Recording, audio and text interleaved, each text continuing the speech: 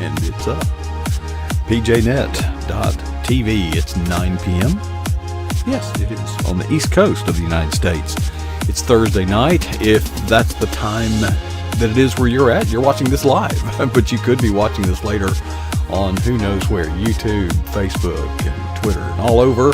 Our bumper's running, and we've got a special guest a blast from the past. And we've got a chat room waiting. Let's count down to Studio 19.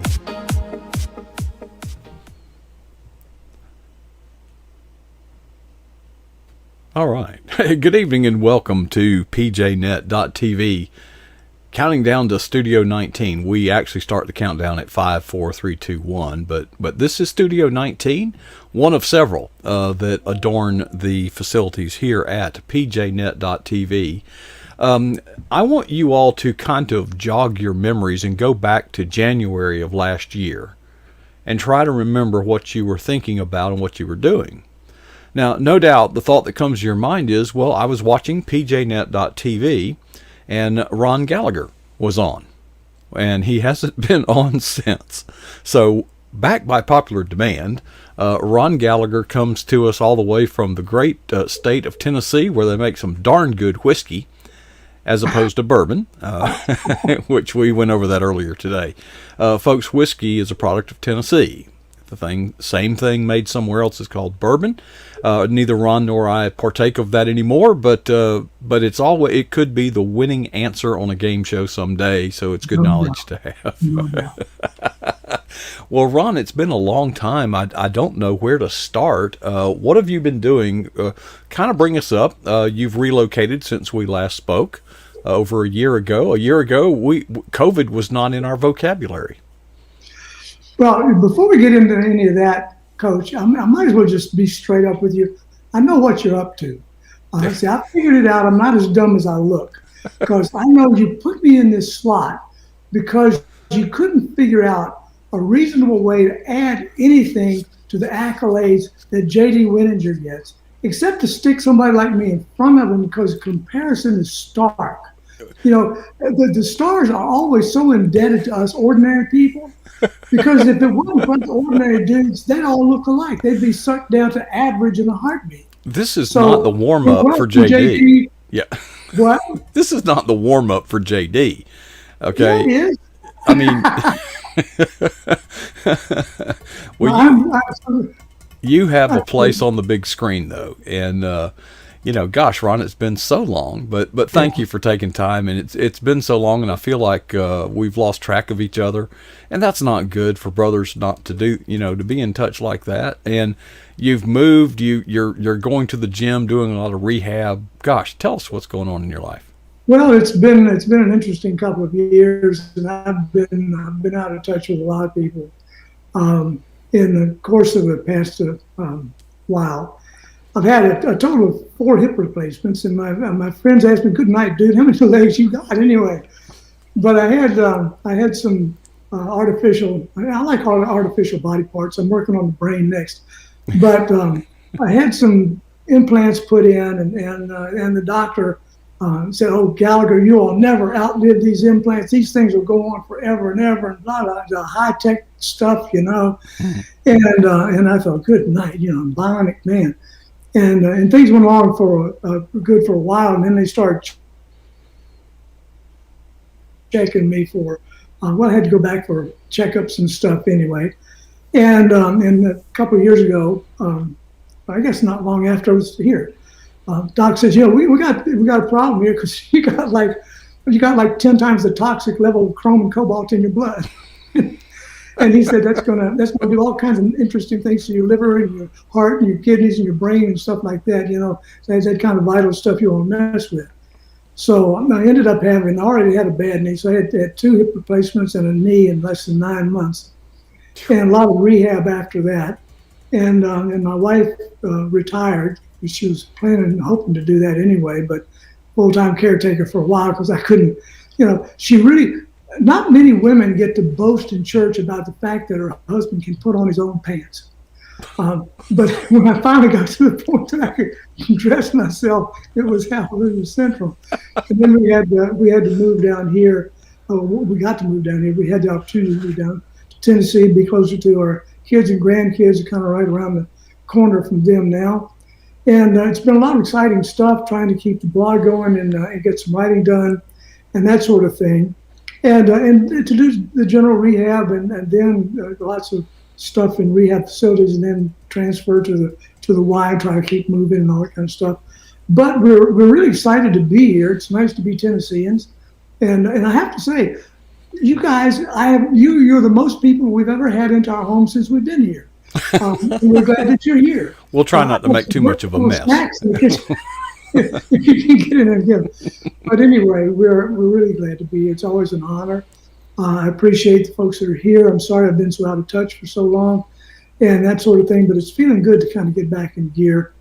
And we're involved in a fairly large church down here. It's name of the church is Church of the City, and it's got more people than probably I should start to say got more people on staff than some churches I pastored. But anyway, it's a lot going on. A lot of people coming to Christ. A lot of energy and excitement. We're doing a home ministry group here at our house, and it's exciting to meet new people, share the Word of God with them, and we're just kind of getting plugged in and that sort of thing. Once we get settled and find everything after we moved, and if you've ever moved, did you ever move, Coach? If you had to every time the rent comes due, yeah, every time. Yeah.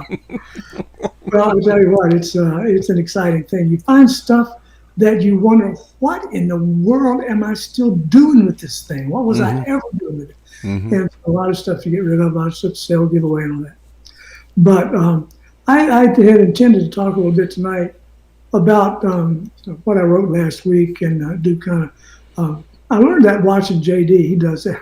But I thought last week that wasn't the most exciting thing to talk about. So I've been interested. I always get interested in communications. If you ever notice, every generation gets its buzzwords and stuff like that, and some of them make sense, and some of them just make me wonder. And I remember years ago, it never would have occurred to anybody to start a sentence in a brand new conversation with the word "so." I remember the first time I heard anybody do that. I was leaving work in Alaska, in a town called Bethel, walking down the stairs from the place where we worked, and this guy that I hardly knew walked along beside me like we'd been in a conversation. He said, "So I did such and such and such and such," and I'm like, "Excuse me, what is the so about?" I mean, it's a connection word. Yeah, but now people start sentences with "so." People never would have thought to do that, and to end a sentence by kind of elevating the tone to sounds like an interrogatory thing with "right" or "right." I don't know. I was with somebody the other day, and I said something, and she said, "I know, right?" And I'm like, what does that mean? I mean, is it right that you know? Or are you asking me that, do I know that you know? I don't get it. I mean, usually if somebody asks you, what did you do last night? You say, well, I watched some TV and I ate some leftover chitlins, and then I stepped on a weird looking bug that crawled out from under the toilet and went to bed. But now it's got to start with, so I watched some TV and blah, blah, blah, blah, blah, and stepped on the bug, right? Well, that's a dangling modifier, too, because the implication there could be that the bug went to bed. Well, yeah. You never know what they mean. And you come up with people invent new words. Now, that fits in your world, Coach. I heard somebody talk about somebody's physicality. Physicality. What is that? Does it mean the dude's got a body who would have had one? Or does it mean that his body works, or what? And you hear words like athleticism, and these new words just pop up. I can see people talking in a corporate setting. I got kids that are vice president levels and stuff like that, and I can hear them saying something like, "Well, his work isn't all that good, but his succupticism helps cover the gap." Make up new words. But God saw fit to remind us about our communications and stuff. And we live in a world that don't clown on the soapbox about that. But this woke generation is turning communication and everything else upside down. What did you just? What I want you to do, Ron. Well, no. Here's what I want you to do. We have a connection that's kind of out of phase, and Okay. if it's possible, I want you to find that camera icon on your screen, and then Okay. just you'll mute your. And if you click it, it'll mute your camera, and then just turn it right back on. If you can find the I little don't know where icon. the icon is. Well, Camera. a picture of a camera. See if you can find it, because you're a little out of phase. You're pixelated a little bit, and I was. It's in the rendezvous, in the rendezvous window. We should have rehearsed it, folks. This is live, and Okay. normally I rehearse this before the program in case this happens. But Rendezvous if you window. look, there's a mic icon, okay, and there's a camera icon, and you can click the camera icon, and that'll turn your camera off, and then click it back, and it'll turn it back on. If not, we'll go with it the way it is, Ron, because we don't want to spend too. There you go. It just cleared up. Whatever. So It we're looked good. like I was morphing into a giant rat. Yeah. Well, What it looked like on my. could And be I your thought- first cousin. I don't know. So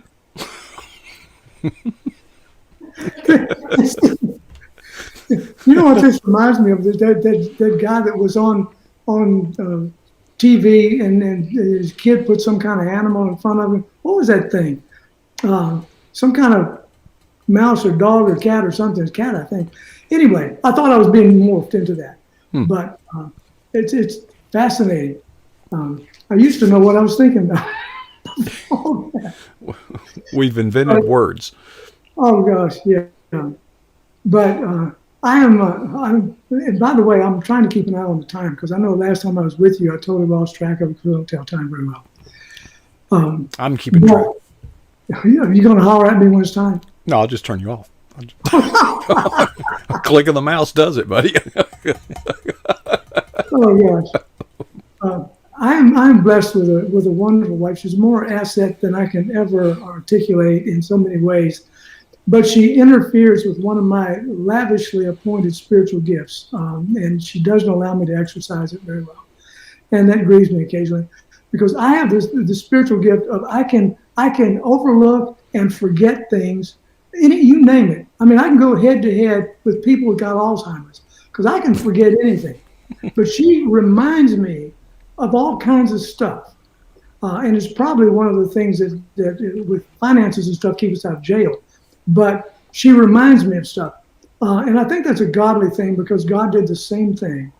And as the Apostle Paul was about to complete his ministry, and he's writing to his closest young protege, Timothy. And he knows things are getting close to the end, so some important stuff he wants to share. And when you get in a place where you're running out of time, you don't want to waste time, you don't want to waste words, you don't want to waste energy and efforts and all that kind of stuff. So this is a pretty critical time. Not that all the New Testament is critical, it's important. But one of the things that Paul said to Timothy, this is 2 Timothy chapter 2, 14 and following. He says to Timothy, remind them. And there's an urgency in the Greek word. Don't mess this up, Timothy. Don't overlook this. Don't forget this. Get your head where it needs to be. Get your mind in the game. And remind them of these things, charging them before the Lord. You're talking about somebody who's seen the risen Christ talking to you now. And he says, don't screw this up. Do this, remind them, charging them, and that's a serious word too, charging them. It's a very heavily weighted word, charging them before the Lord, not to strive about words to no profit, but to the ruin of the hearers.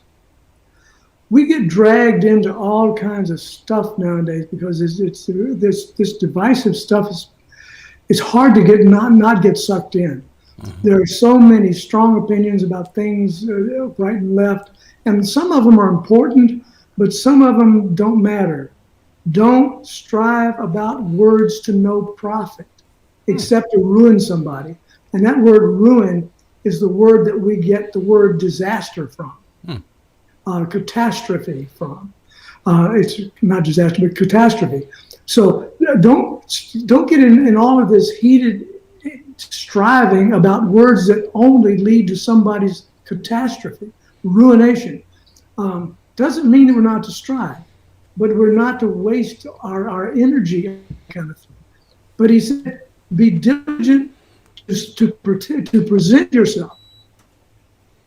And I don't have time to get into that. That's a fascinating idea too. We're going to be examining. Be diligent to present yourself approved to God as a workman that needs not to be ashamed, rightly dividing the word of truth. That word dividing means put it on a straight path, like you're going to draw a strategical line from this place to that place. Quite the opposite of arguments about things that don't matter. It reminds me of a thing I read that Mark Twain. We can't say Mark Twain. He's banished now. And you call it Coach Mark Twain. Not here, but yeah. If my YouTube channel gets canceled, I'm suing you. Mark Twain wrote a piece.